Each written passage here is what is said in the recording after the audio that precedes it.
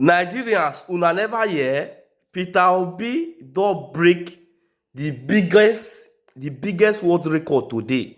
Make una lis ten to this video, but make una no allow President Tinubu or any APC supporter to see this video for the sake of peace, because wetin this man just expose for inside this interview about the happenings in this country na wetin I no go lie make President Tinubu hear, but make una share the video. After lis ten to this particular video you guys are seeing on this background here, I don finally see the reason why Peter Obi talk some few weeks ago here say make Tinubu resign, make Emilio call Tinubu resign. Make una hear this my own reaction for. As though the bishops had visited the president and the president had told them what the administration is doing, and it seems like the bishop accepted. So it was unsurprising when his Lord Spiritual, His Eminence, Cardinal John Onayekon, came on TV to explain precisely what had happened in that meeting. And like you rightly noted, all hell has broken loose. The presidential aide, you say some people within the president would like to put names to it. Bayo Ononuga, Daniel Buala had gone ahead to effectively insult eminent leaders of the Catholic Church in Nigeria. As a Catholic, I feel personally disrespected. And as a collective, I think that all men of good faith, all religious leaders, whether Catholic, Pentecostals, Anglican, Protestants, Methodists, Muslims, and even traditional worshippers, should be irritated by the conduct of these people within the Tinubu administration. And, I mean, let us look at the details of what this conversation was all about. The bishops had gone to meet the president to tell the president that Nigerians are hungry. What are the facts? When this administration came into office, we had about 19 million hungry Nigerians. As we speak today, that number is now 35 million acutely hungry Nigerians. When I say hungry Nigerians, I'm not talking about you that you sit down after you have swallowed a bar 2 hours ago, you say I'm hungry. That's not what it means to be an hungry Nigerian. I'm talking of Nigerians who wake up in the morning and are not sure where the next meal will come from. 35 million of them. So if you are doing 001, 100, 010, you are not considered a hungry Nigerian. A hungry Nigerian is that person that wakes up in the morning, and maybe it was same yesterday, day before yesterday. They live by the day, not knowing where the next meal will come from. 35 million. And I said it in a sister station, that if we form the Federal Republic of Hungry Nigerians, it will be a country that is bigger than the Ghana of today.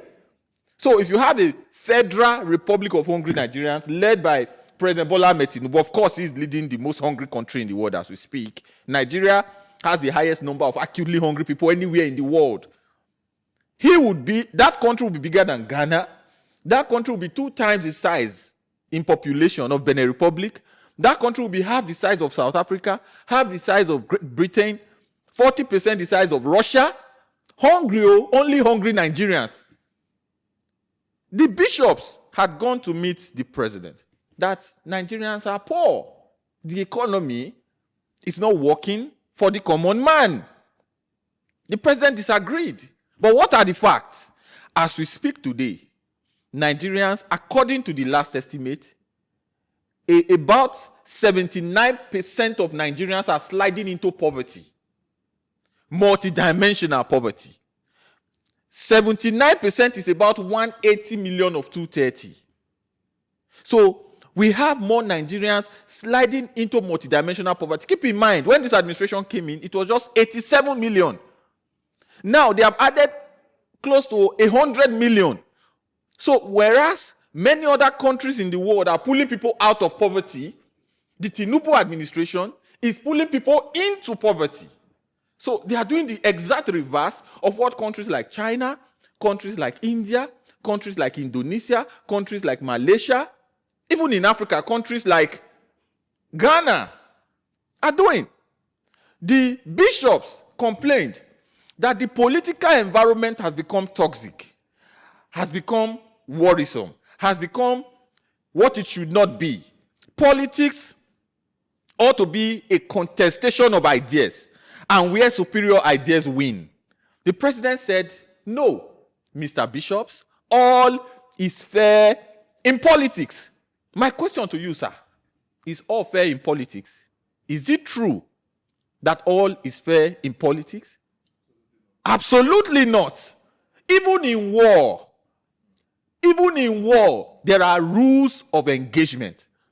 Two countries will sit down, agree to kill each other. They still agree on a set of rules to execute that as gory as that assignment will be. That is why in war, women and children are spared. Old people are spared. Non-combatant are spared. That is why in war, you don't drop bombs in schools and hospitals. That is why even in war, in armed combatant, as soon as they give up their arms and raise up their hands in surrender, you take them in and you call them prisoners of war. It then means in war, there are rules. Our president said no. In his politics, his brand of politics in Nigeria, there are no rules. The bishops had complained that Nigerians are dying. The president disagreed. Today, Nigeria has the highest, or if you like, the lowest life expectancy anywhere in the world. One of the lowest, to be exactly correct. One of the lowest. But before I even go to the people dying, even in terms of politics, have you not seen the way opposition are treated in Nigeria? Is it not true that the political environment has become toxic? Have you not seen when Mr. Peter Obi was shot at in Benin? Did it not make it to the news on this station? It did. Have you not seen how opposition parties are being bastardized? Have you not seen what is happening to opposition elements? So let's go to politics. Politics, so all is not fair. I mean, that is established sufficiently that all is not fair in politics. The bishops complain about people dying. As we speak, there are still children in the bush in Borno. They say we should celebrate Oyo, but there are other children in the bush. No child is more important than another child. So we must focus on that. We have one of the lowest life expectancy in the world today. The life expectancy of a Nigerian, I said it here before, is 54 years. 54. The life expectancy in Canada is 81. In Germany, it is 79. In Egypt, it is 65. In Ghana, it is 65. In Nigeria, it is 54. And then the Nigerian dies, they say glorious exit. There is nothing glorious about your exit. Your government killed you. Your government took your life. And there are several things in this country that can kill you. The bandits, the Boko Haram, the Lakurawa, the Mamuda, the kidnappers, bad roads, trigger-happy policemen, abuse of court processes, go to the jails, go to the prisons. Innocent people, you will find more people awaiting trial, which is presumably means they are innocent, than the people who have actually committed the actual crime. I can go on and on. So let me, fantastic opening remarks, Zachary. And I do not know how many informed Nigerians listening to you would argue with most of what you have said. But perhaps let me just ask, general question sort of. All these problems that you brilliantly summarized, can we truly, or in all sincerity, lay them at the feet of Mr. President? Absolutely. The president in 2014 says... It's just been 3 years and 2 months in office. No, the president... So is it fair? Good. Let me explain that. The president said, during the time of President Goodluck Jonathan, that the buck stops at the table of the president. Then as an opposition leader, today he's president. The buck stops where? At the table of President Bola Ahmed Tinubu. And let me tell you, as you can achieve negative development, you can also achieve positive development.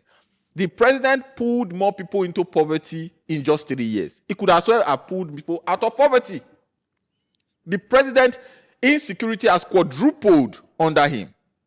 Just this year alone, we've lost up to 6 senior officers. The last being a colonel who they attempted to kidnap in Abuja, not in Lokoja, In his home. not in Zamfara, not in Biu, not in Damboa, not in Yobe. In Abuja, they attempted to kidnap him, and I think he resisted, and they took his life, cut him short. A colonel. And we lost 4. I lost one that was particularly painful. All are painful.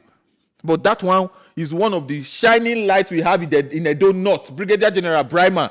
We are from the same senatorial district. We speak the same language. We are from effectively the same constituency.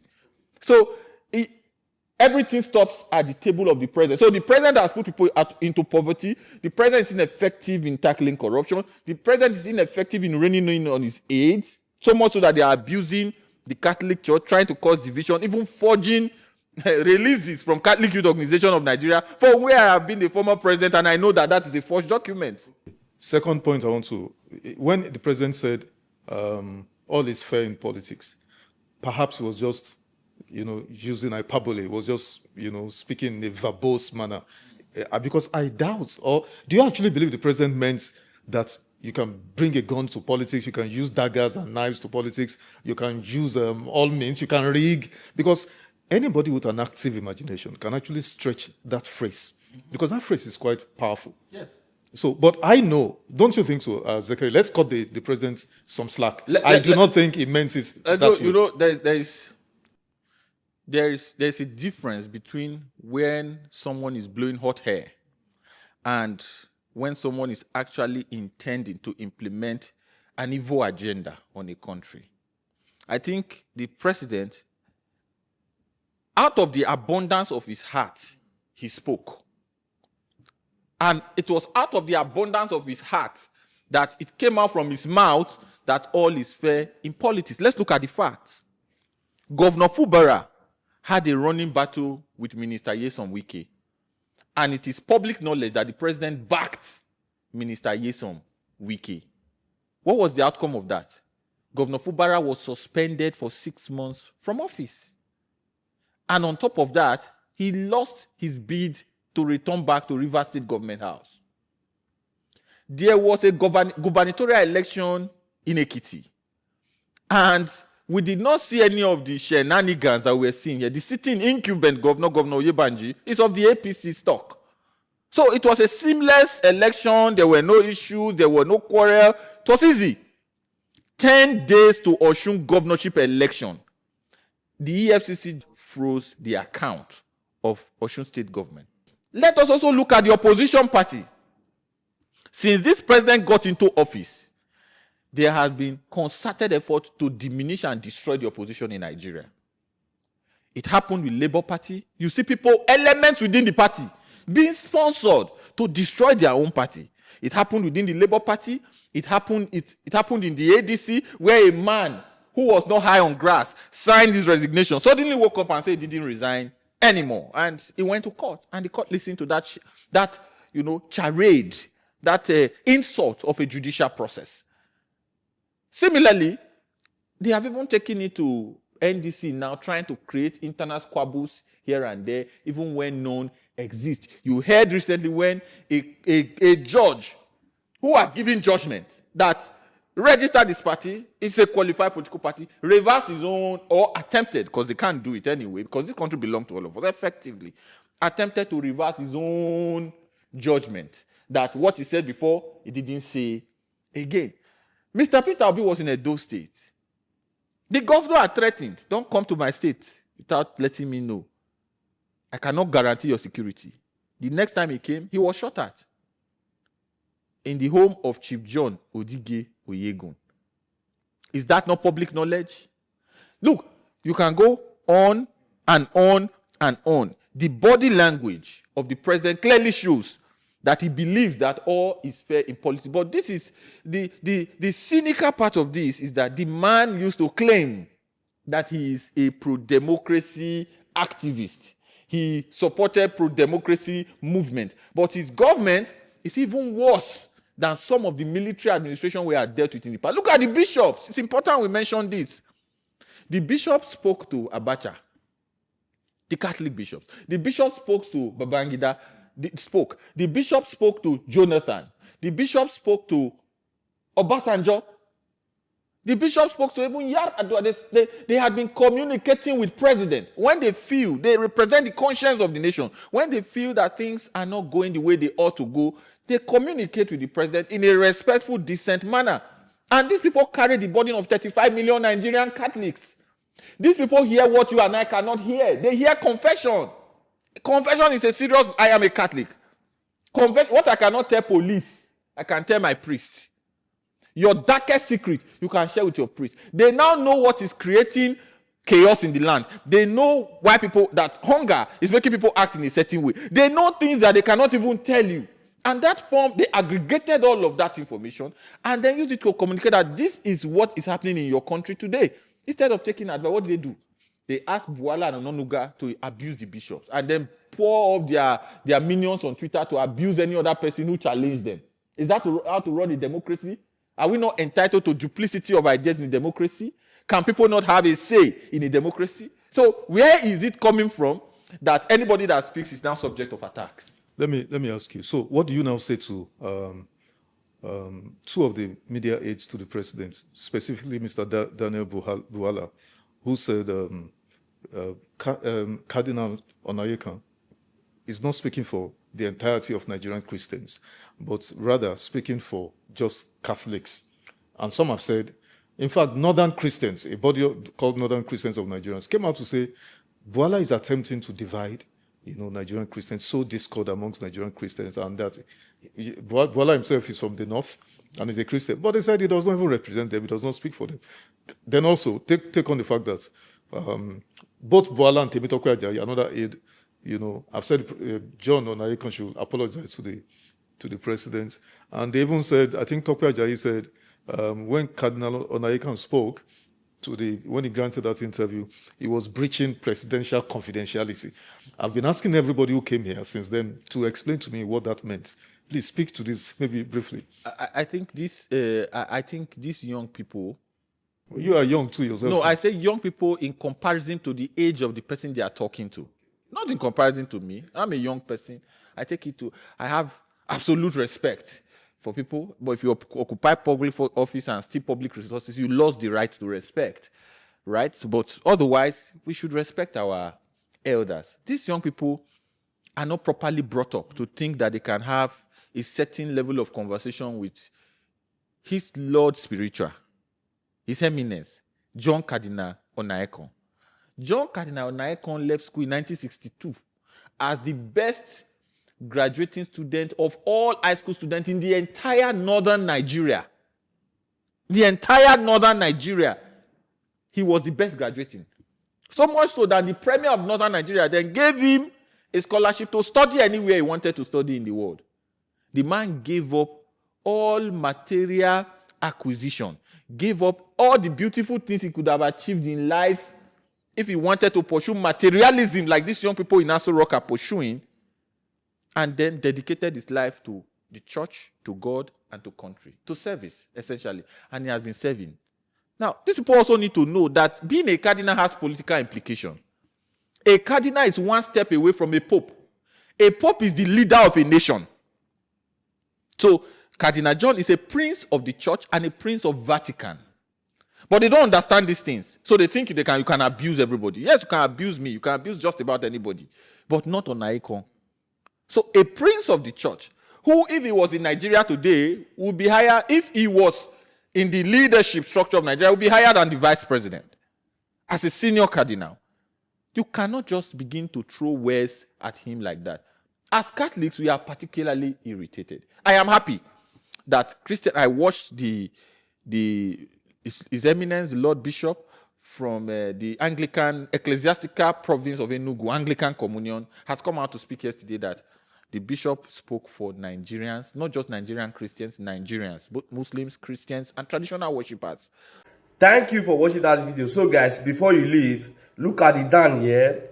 Do well to subscribe and also put on notification bell so that whenever we upload any video in this great platform, you will be the first to see it. And please don't forget to drop your comment at the comment section what you think about this video, your opinion as well. See guys, this is where I'm going to end the video, and I will see you guys some other time.